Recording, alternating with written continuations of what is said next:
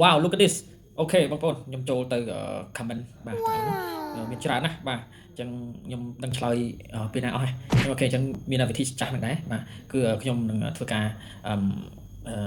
select ដោយមិនបានរៀងទុកហើយនឹងយកមកធ្វើ photo breakdown ឬក៏នេះតែម្ដងបាទ review នឹងតែម្ដងបាទអូខេអញ្ចឹងចាប់ដើមអូខេចាំរូបនេះហើយបាទរូបរបស់ BV ច័ន្ទបាទអញ្ចឹងរូបរបស់ BV ច័ន្ទខ្ញុំនឹង save វាដើម្បីយកមកតែម្ដងបាទអូខេបងប្អូនមុននឹងខ្ញុំចូលទៅ breakdown រូបសូមបងប្អូនជួយ subscribe YouTube channel របស់ខ្ញុំហើយនឹង follow page Facebook page ខ្ញុំផងបាទអញ្ចឹងដែលមានឈ្មោះទី1គឺឈ្មោះខ្ញុំតែម្ដងគឺ Sumadi ហើយមួយទៀត page មួយទៀតនឹង channel មួយទៀតគឺឈ្មោះនេះតែម្ដងបាទយក photo ជា report តែម្ដងអូខេតោះយើងចូលទៅរូបតែម្ដងបាទដើម្បីខ្ញុំធ្វើការ breakdown ជូនជាទម្លាប់គឺខ្ញុំនឹងជម្រាបតាក់ទងទៅនឹងអ្វីដែលល្អហើយនឹងអ្វីដែលគួរតែកែប្រែឬក៏ខ្វះខាតអូខេអញ្ចឹងទី1គឺចំណុចល្អរបស់គាត់ចំណុចល្អរបស់គាត់គឺបងប្អូនមើលតាក់ទងទៅនឹងគាត់ថតបែបគេថា double exposure ណា double exposure មានថាវាមាន2 layer ចូលគ្នាតាក់ទងទៅនឹងដូចជារូប2បញ្ចូលគ្នាអញ្ចឹងណាអញ្ចឹងមកក្នុងនេះគឺយើងឃើញគាត់ថតចំណាំងផ្លាតជាមួយកញ្ចក់បាទគាត់ថតពីពីងហ្នឹងចំណាំងផ្លាតជាមួយកញ្ចក់ហ្នឹងឃើញទេបាទនេះពីពីងហើយនេះចំណាំងផ្លាតនេះបាទអញ្ចឹងចំណាំងផ្លាតអស់នេះហើយវាធ្វើឲ្យវាមានផ្លាតពលឺក៏ដូចជាដើមឈើដើមអីចឹងណាហើយអ្វីដែលនេះហ្នឹង subject សំខាន់របស់គាត់គឺពីពីងនឹងឯងហើយសម្រាប់ពីពីងហ្នឹងគឺលើហ្នឹងគឺក៏មានចំណាំងផ្លាតពីកញ្ចក់ផងដែរអញ្ចឹងក្នុងហ្នឹងគឺបានន័យថាគាត់ចេះមើលតទៅនឹងប្លង់ហ្នឹងបាទបានន័យថាគាត់ចេះចាប់យកធ្វើដូចជាមានសិល្បៈអញ្ចឹងមើលទៅ abstract មើលទៅវាធ្វើឲ្យយើងឆ្ងល់ថាអូហេតុអីបានពលឺយើងថតអញ្ចឹងមានពលឺអីមួយមកប៉ាតពីលើខាងលើនេះអីកន្លែងនេះអញ្ចឹងណាអញ្ចឹងវាមានទាំងអស់ហ្នឹងបានន័យថាគាត់ឃើញគាត់ចេះចាប់យកកន្លែងដែលធ្វើឲ្យយើងនឹងមើលទៅវាឆ្ងល់អញ្ចឹងហៅ abstract បាទអូខេទី2គឺ subject ដែលសំខាន់របស់គាត់គឺ in focus បាទបានគាត់ focus របស់គាត់គឺច្បាស់នៅលើ subject ដែលសំខាន់របស់គឺតកតងទៅនឹងពីពីហ្នឹងគឺគាត់ focus តែម្ដងអញ្ចឹងគាត់ចេះ blur background បាទនេះ blur អស់ហើយអញ្ចឹងអ្វីដែលគាត់ចង់ឲ្យយើងឃើញ subject main subject របស់គាត់គឺពីពីហ្នឹងឯងអញ្ចឹងពីពីហ្នឹងគាត់ធ្វើឲ្យយើងអញ្ចឹងពីពីហ្នឹងគឺនៅក្នុង in focus បានថាវា sharp បាទវាច្បាស់អញ្ចឹងវាធ្វើឲ្យ subject របស់គាត់គឺ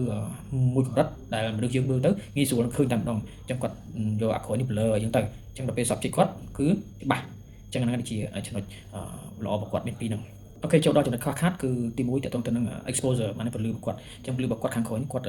control បានសុទ្ធល្អទេគឺកន្លែងនេះវាឆេះបាទនេះក៏ឆេះបាទអញ្ចឹងកន្លែងនេះក៏ភ្លឺពេកបើសិនណាមាន reflection នៃឈើឬក៏ស្លឹកឈើអីទៅវាខ្មៅឡើងហ្នឹងណាអញ្ចឹងវាល្អជាងហើយកន្លែងអស់នេះអីគឺវាឆេះអញ្ចឹងវាយើងធ្វើម៉េចយើង control ពលឺវាបានល្អបានន័យថាយើងងាកទៅមុំខាងណាមួយទៀតដើម្បីកុំឲ្យវាមាន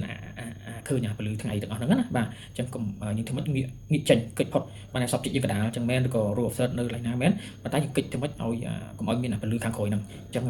នេះជាចំណុចល្អចំណុចគួរតែជៀសវាងបាទ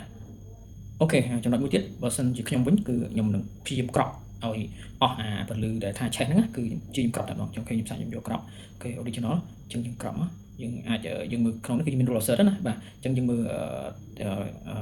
line ធំ line អីហ្នឹងគឺយើងធ្វើម៉េចឲ្យវានៅ roll offset បើសិនជាយើងព្យាយាមក្រប់អានេះអស់ហ្នឹងតែយើងត្រូវ respect ទៅលើយើងត្រូវគិតទៅលើ line ឆ្វេងស្ដាំនេះផងដែរអញ្ចឹងគាត់ថា line នេះលើ 1/4 ចេះណាបាទតែវានៅឡើយសល់ពលឺនេះអញ្ចឹងយើងព្យាយាមបន្ថែមទៀតដើម្បីឲ្យធ្វើម៉េចវានៅក្នុង line នៅ roll offset ហ្នឹងបាទអញ្ចឹងមើលទៅយើងក្នុងនេះគឺយើងទៀតបាទអញ្ចឹងយើងអាចលួចតិចតួចបាន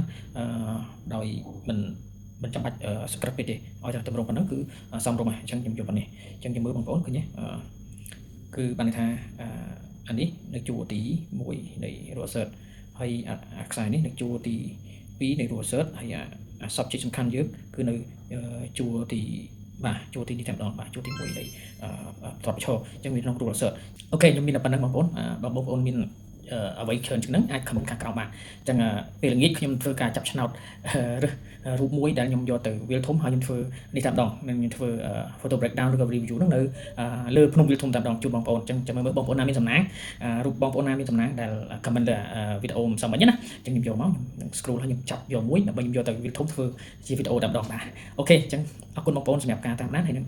ជួយ like ជួយ share ទៅដើម្បីឲ្យជាចំណេះដឹងដល់បងប្អូនយើងណាគាត់ទៅចាប់ដើមរៀនក៏ដូចជាចូលចិត្តថតរូបហ្នឹង ហ្នឹងឲ្យបានយល់ហើយនឹង